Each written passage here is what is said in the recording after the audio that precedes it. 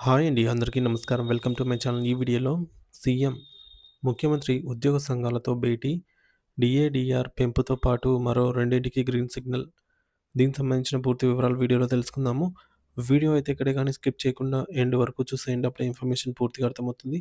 అలాగే వీడియో చూస్తున్న ప్రతి ఒక్కరు వీడియోకి లైక్ చేయండి ఫ్రెండ్స్. ఈ వీడియోని తోటి ఉద్యోగ పెన్షన్ మిత్రులతో అయితే షేర్ చేయండి. కొత్తగా మన ఛానల్ చూస్తున్నవారు ఇంకెవరైనా సబ్స్క్రైబ్ చేసుకోకుంటే వెంటనే మన ఛానల్ అయితే సబ్స్క్రైబ్ చేసుకోండి. సో, దీని ద్వారా నేను చేసే లేటెస్ట్ వీడియోస్ అన్నీ మీ వరకు రీచ్ అవుతాయి. ఇక ఆలస్యం చేయకుండా వివరాల్లోకైతే వెళ్ళిపోదాము.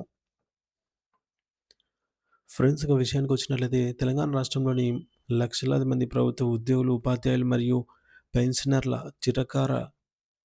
చిరకాల నిరీక్షణకు ఎట్టకేలకు తెరపడే సమయం ఆసన్నమైంది.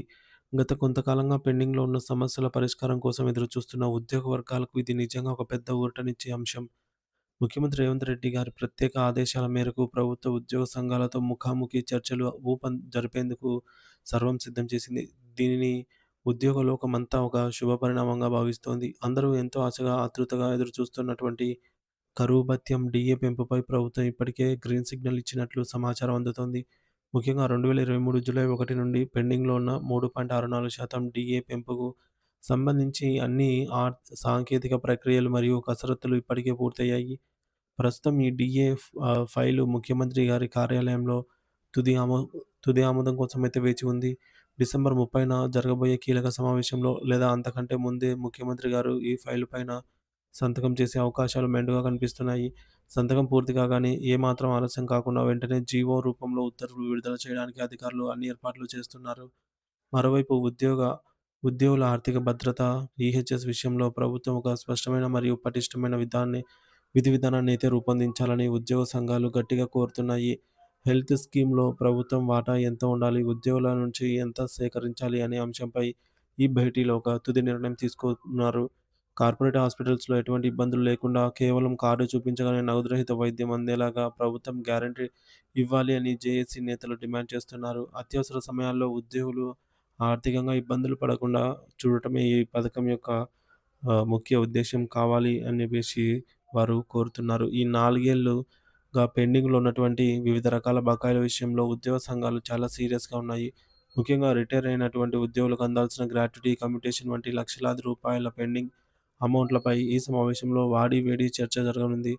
అకౌంట్‌లో జమ కాని సరెండర్ లీవ్ బిల్లులు, మెడికల్ బిల్లుల బకాయిలను తక్షణమే విడుదల చేయాలని వారు ప్రభుత్వాన్ని నిలదీయనున్నారు. ప్రస్తుతం పెండింగ్ బిల్లుల కోసం ప్రభుత్వం నెలకు విడుదల చేస్తున్న రూ. 700,00,00,000 ఏమాత్రం సరిపోవటం లేదని, ఈ మొత్తాన్ని కనీసం 1,400,00,00,000కు అంటే దాదాపుగా రెట్టింపు చేయాలని అయితే జేఏసీ పట్టుబట్టనుంది. వీటితో పాటు ఉపాధ్యాయులకు సంబంధించి కీలక అంశాలు కూడా చర్చకు రానున్నాయి. టీచర్ల బదిలీలు అలాగే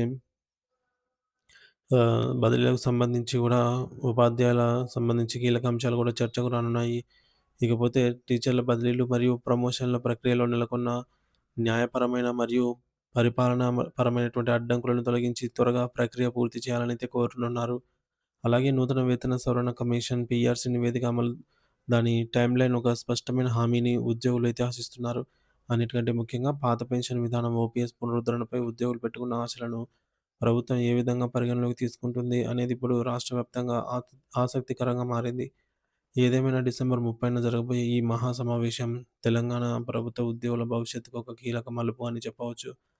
ప్రభుత్వం కేవలం ఒక డీఏను ప్రకటించి సరిపెడుతుందా? లేక పెండింగ్‌లో ఉన్న అన్ని ఆర్థిక సమస్యలను పరిష్కరించి ఉద్యోగుల ముఖాల్లో చిరునవ్వులు పూయించనుందా? అనేది మరి వేచి చూడాలి. మరి ఈ సమావేశం విజయవంతమైతే రాష్ట్ర పాలనలో కీలక భాగస్వాములైన ఉద్యోగులు మరియు మరింత ఉత్సాహంతో పనిచేసే అవకాశం అయితే ఉండనుంది.